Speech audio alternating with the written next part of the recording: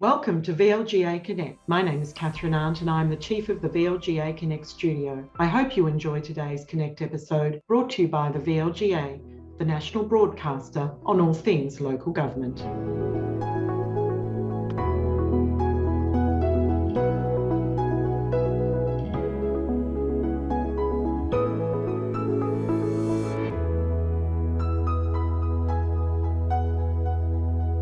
Hi everyone, it's VLGA Connect time and the weekly governance update rolls around again with our thanks to Hunt and Hunt lawyers, Stephen Cooper. Hello there. Christopher Eddy. Hello back at you. Oh, excuse my full name.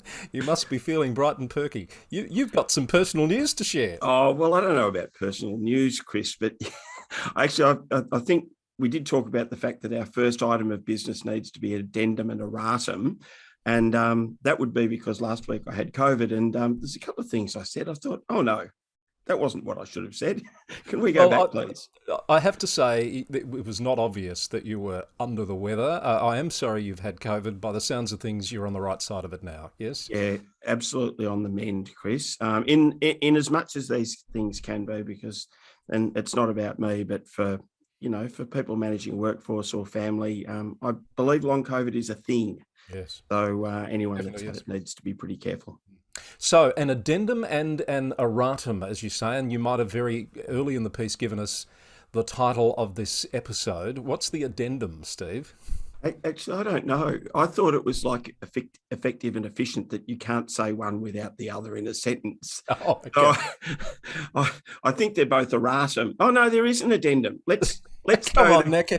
Come on. Are you sure you're not still COVID affected? I could be. Let's go addendum first. We talked about that terrific effort by Mornington Peninsula Mayor, Councillor Anthony Marsh, to do his 3-day paddle. Yes. 4 days, I think it was all 4 days, actually. Oh, was it 4? I might be wrong.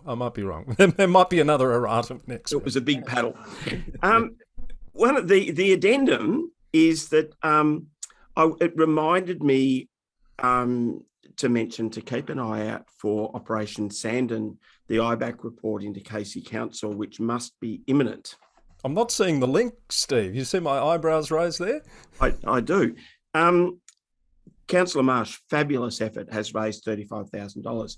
Those who followed the IBAC Sandon hearing closely might recall that the Watson's Proprietary Limited, the development company of John Woodman, had given support to a charity which was close to the heart of one of the councillors.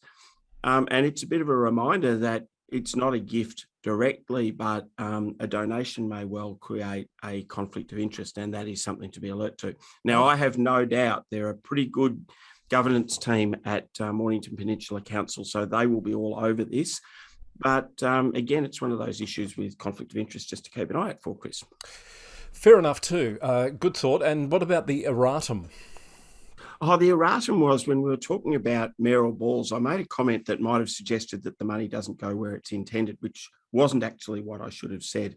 The point I was trying to make about any kind of civic function, particularly where we're publicising what's raised, is that there are often hidden costs of staff time and, cost of the building or whatever, Chris. And in the interest of transparency, I just think they should be declared. Fair enough too. All right, thank you. Can we get down to the business of the week now? Yes, let's. Now that's out of the way. All right. So the big news, of course, this week is that we now know who the 3 monitors are. As the Minister flagged a couple of weeks ago, Darebin, Wodonga and Moira will have municipal monitors in place, it turns out, for about 9 months to the end of January next year. And let's have a look at them. John Watson, firstly, is going into Darebin as a monitor, well known around the sector. Got a busy slate of appointments, has Mr. Watson. Does he indeed? Indeed. Have you looked at his LinkedIn list of current appointments lately? I haven't, Chris, but I do know that John is on a number of audit and risk committees and also chairs the Grants Commission, the Victorian Grants Commission. So those things alone would keep him busy.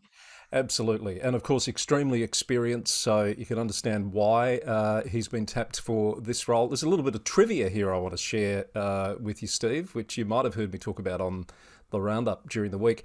Going back to 2014, Darebin had a monitor appointed, and the monitor was Peter Lewinsky, who had just left being chief administrator at the city of Brimbank.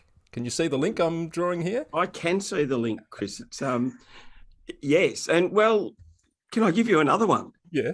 Well, I should finish it for those who don't know. Oh, what you I'm go talking there. about. Okay. John Watson then became the chair of administrators at the city of Brimbank, and he's now the new monitor for Darebin, albeit some years later. But that sort of tickled my fancy as a bit of local government tragic trivia. A link, albeit tenuous, Chris. I'll go another one that Marg Allen, highly, highly respected former local government executive in central and northern Victoria, has in more recent years been operating at executive level in state government, a member also of the Victorian Grants Commission, a former administrator to South Gippsland Shire, Julie Eisenbeiss, was also a member of the Victorian Grants Commission. So if anyone is, not that I'm encouraging people to gamble, framing a book on where monitors and administrators might come from, maybe look to the Grants Commission. That's a good thought.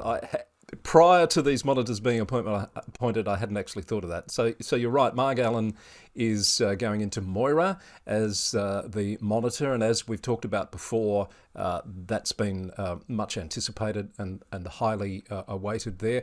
The other monitor is going to be doing double duty. That's Janet Dorr, who's currently the monitor at Strathbogie and is taking on additional duties as the monitor at Wodonga. Not a bad drive from Euroa to Wodonga, Chris. So, and again, Janet, highly experienced, acting in similar role at Ararat. Is that right? Yes, correct. Former monitor at Ararat, former interim CEO at Ballarat, CEO up at, I think, Newcastle. Going back a bit further. And I did read in a media report there's a suggestion that her monitor duties at Strathbogie might be winding up in June, so that's almost next month. So that would be one reason why she would have the capacity, I assume, to take on the Wodonga role as well. True. And did I read or hear on the roundup, Chris, that Darebin, well, certainly Darebin, but also Wodonga, that the monitor will be involved in supporting the council with the CEO recruitment process? Spot on. So they're two of the four councils that need to appoint a CEO. So when you've got these suggestions of governance challenges, can I put it that way, you don't want that compromising one of the most important decisions that a council will make, and that is the appointment of their CEO. So really important to have those experienced people like John Watson and Janet Dorr assisting the council in those processes. And I've wondered, Chris, we'll lay off the minister's back in terms of the timing of announcements, because this week was much better. But it does seem that often when monitors are appointed, that the appointment of a CEO is also a contributing factor. Yarra being the other example, of course. Yeah. Now, which is all done and dusted, with Sue Wilkinson enjoying a nice break before she takes on the role there, I think in June. So we will go back a little bit, Steve, to last week, where the hot topic of discussion was, and has been now for some days, the comments of the Mayor at West Wimmera Shire in relation to the flying of the rainbow flag for Ida Hobbit Day, which is coming up on the 17th of May. We don't need to regurgitate all we spoke about last week, but I know you've reflected on it and thought a bit more about generally council's responsibilities in the health and wellbeing, the diversity, the inclusion space. Can I just provide a bit of an update on some of the things that have happened since last week? The local RSL in their Anzac Day address called the Mayor, Councillor Mayor, to account for those comments and basically said they were, and you know, I'm paraphrasing here, unacceptable, and they didn't support where that was coming from.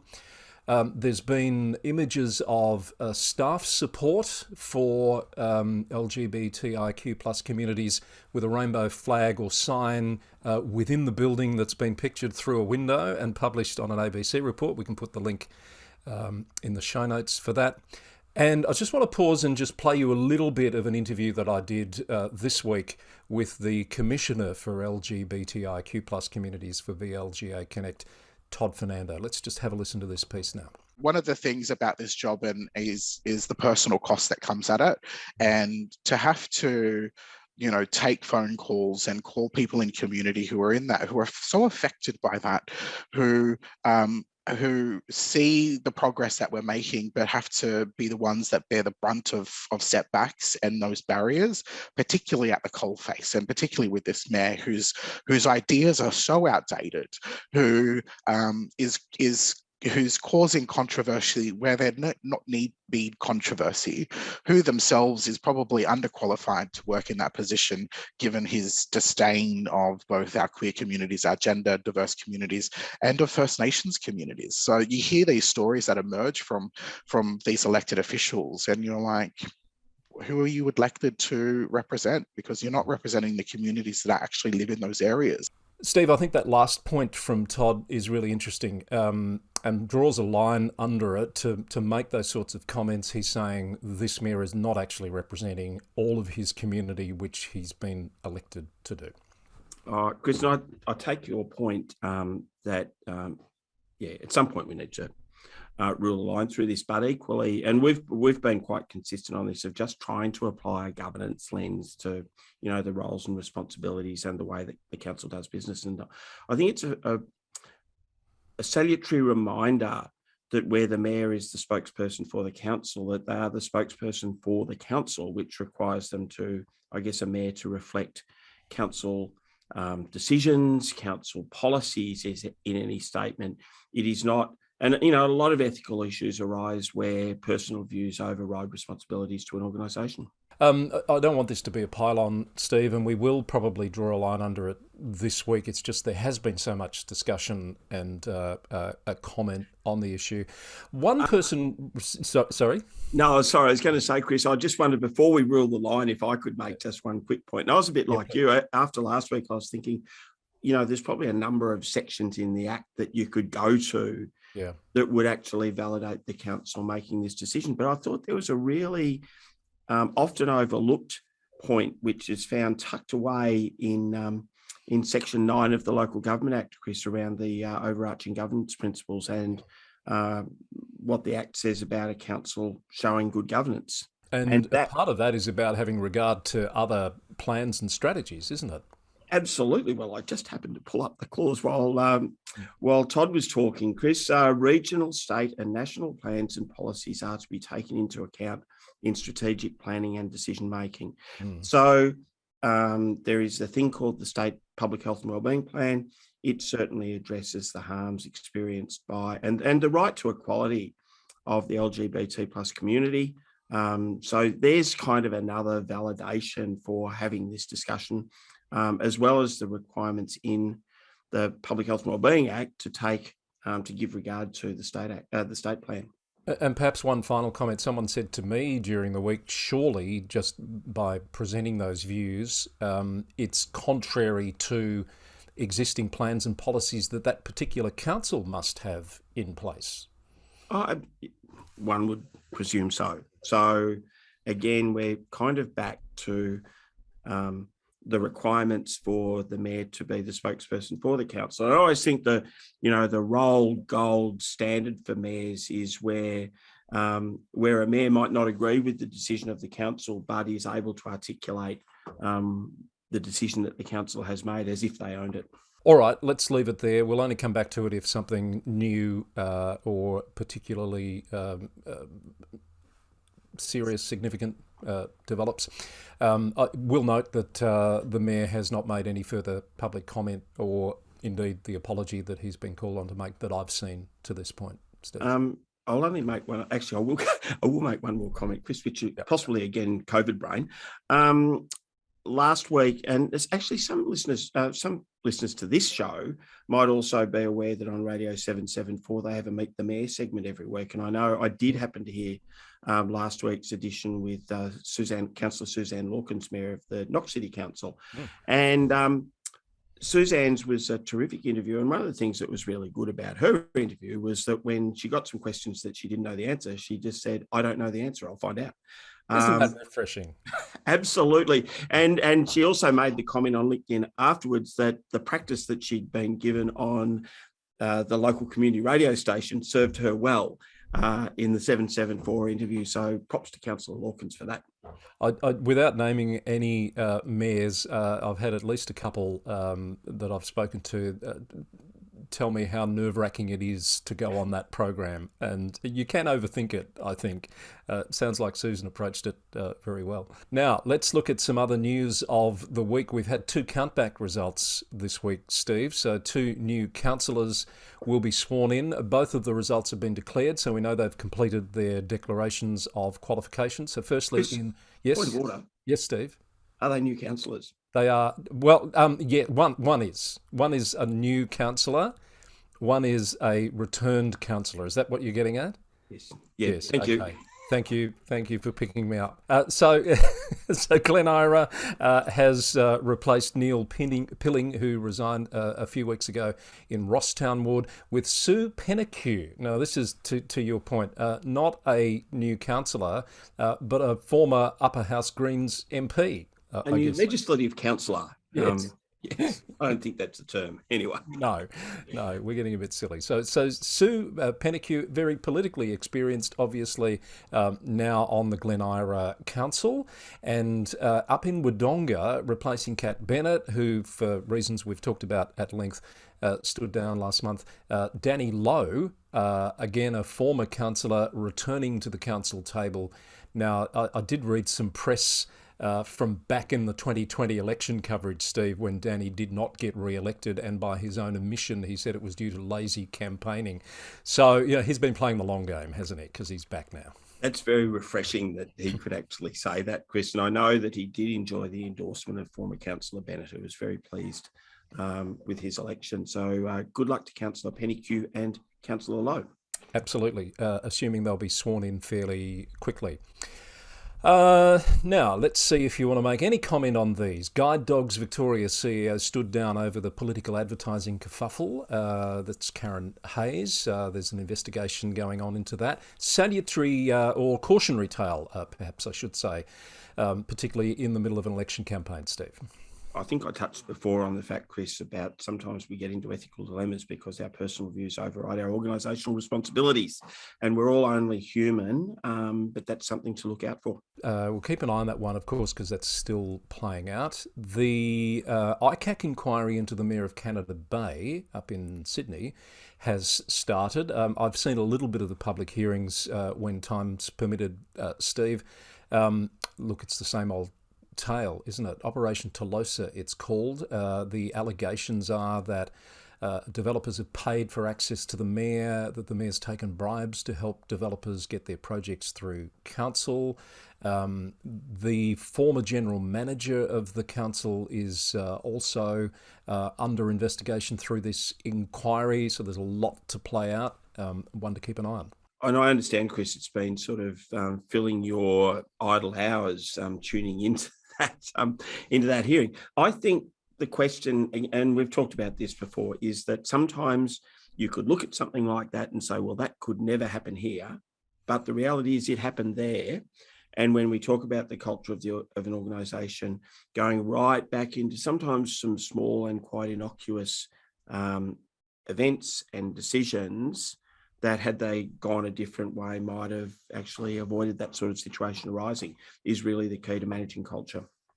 The bit that I saw, Steve, and I didn't get to see a lot of it, there was a lot of I can't remember, which has become a bit of a pattern of late, referring to some other matters. And the particular witness at the end of the proceeding basically told the inquiry that she wasn't available to come back the next day. Could we have a date next month? And the is it a commissioner? I would say it's a commissioner. Very, very clearly said, you are required to return tomorrow to continue giving evidence. I had a chuckle at that, but someone anyway. Missed the memo, Chris, about yes, there are transcripts. There are transcripts available from each day, which, if you're a tragic like we are, you might find some time to scan through those. There's a bit happening in Tasmania, Steve. Have you heard? Yes, and I think there's a nice thread in terms of the quality of evidence that one gives in what you're about to talk about. Well, I'm going to talk firstly about a story we have touched on, and that is the Tasmanian councillor who was in court on charges of indecent exposure. I'm not sure if that's the correct terminology in terms of the law, but basically this councillor Darren Fairbrother has been found guilty of indecent exposure. That's how I'm going to put it. You remember we talked about his defence was that he was wearing a G-string and his shorts got caught on a rock, which resulted in him allegedly flashing a magistrate on the beach with her son 3 times. Was she a magistrate or a Crown prosecutor, and the husband was a magistrate? Yes. But yes, and it came down when we spoke about this on the summer series, Chris. It came down to will the magistrate who has been brought in to avoid from South Australia to avoid a conflict of interest, because the witness is also a magistrate, accept the word of a councillor or a Crown prosecutor and a magistrate, and it seems that they've accepted the view of the Crown prosecutor and the magistrate. Yes, they said it was beyond reasonable doubt that this occurred, so the council has been found guilty. Now, the comments that have come after this are interesting. The Premier has weighed in saying the behaviour quite clearly does not meet the expected standards of the community, and the advice from the local government department in Tasmania is that the councillor has been convicted of a summary offence and not an indictable serious offence. Therefore, he would not automatically lose his position on council if he received a different sentence. But if he was imprisoned, his position would be revoked. So yet to be sentenced is the answer, and the implications of that for his role on council yet to be seen. And obviously a slightly different threshold in Tasmania in terms of convictions compared with what we have in Victoria, where it's not about the prison sentence in Victoria, it's just about being convicted of an offence with carrying a penalty of 2 years or more, I think, Chris. Yes. Can I go back to one point that I did notice in the report, and this is my words, not the magistrates, in accepting the evidence of the primary female witness, the magistrate said was really impressed with the witness, including the ability of the witness to reflect and amend her evidence based on, other contrary evidence that had been received. So she didn't get it right in the first place, but she was prepared to reflect and acknowledge where she got it wrong. The magistrate was quite critical of Councillor Fairbrother's evidence on the basis that it seemed overly rehearsed and, again, my words, but almost sort of dogmatic and sort of incapable of reflection. And I have heard lawyers say this before, that in fact what the judiciary expect is not someone who is so, they don't expect people to get the whole story right, because we do have human frailties. Yeah, good pickup. I hadn't gone into that level of detail, Steve. I'm glad that you did. And I do want to run one more story by you. I'm conscious that we've gone quite a bit of time today. Devonport Council has created a bit of a kerfuffle this week. They've put in a submission to the local government review that's underway in Tasmania at the moment, and they've suggested that it might be appropriate to merge their council with 3 other councils, or part of one of their surrounding councils, into a large regional council to be called, they've suggested, a Mersey Region Council of about 60,000 people. Obviously a logical, sensible idea from their perspective, but it seems that it hasn't been tested with those other councils, and they're, shall we say, quite miffed. Well, isn't it a reminder of a few things, Chris, and those that were around in the mid-90s will recall this, that council mergers aren't just a combination of 2 corporate entities, that there are communities, there are staff groups, there are councils, there are potentially competing values between organisations. And it's also a reminder for me, Chris, that sometimes there are conversations while they're in their formation stage that are better not had publicly until the idea is at a stage where we're, ready to have a public discussion, because, I guess the bugs have been ironed out. So the mayor of Devonport is in the paper this morning, the Burnie Advocate, saying it was not her intention to start a fight with their neighbours by making this proposal, but that they want to hear and understand all ideas on how local government should look for the region in the future. I'm reminded of I can't remember the issue, but I remember Eddie Maguire, of all people, making a statement that has stayed with me for a long time, Steve, when there was an idea floated, and everyone jumped on it very quickly. And his comment was, how did we get to this place where you can't even have ideas and debate them, without it becoming, you become persona non grata for even raising it, which I think is a fair point. Look, it is, Chris. I think it's a fair point. That takes me down another path, which is, again, I'll take my personal view. I've got to say I find the term debate often quite unhelpful, and I really wish we used words like have a conversation or dialogue, because debate kind of connotes opposing ideas. And look, there is a quite reasonable discussion about any issue, but it's about how it's done. Fair point. All right. Thank you, Steve. I think that's probably where we should wrap it up. I hope you are completely COVID recovered and free in very quick time, Steve. Well, I'm allowed out as of the last day or two, Chris, so that's a very good start. And off into the city today to the offices of Hunt and Hunt, our terrific friends and sponsors, to do a land use planning for councillors session, which I'm really looking forward to. Excellent. I'll look forward to hearing how that goes. All right. Thanks, Steve. Stay well. We'll talk to you next week. Terrific. Thanks, Chris. Steve Cooper, Chief of Staff at the VLGA. That's your governance update for this week from VLGA Connect. I do want to plug the interview that we dropped a couple of days ago with Todd Fernando. You saw a piece of it earlier. He's the LGBTIQ plus communities Commissioner, getting some really good feedback on that conversation, and it's a really good conversation. I really enjoyed having the chat with Todd. We'll be back with another governance update thanks to Hunt and Hunt Lawyers next week. Until then, thanks for watching and listening, and bye for now.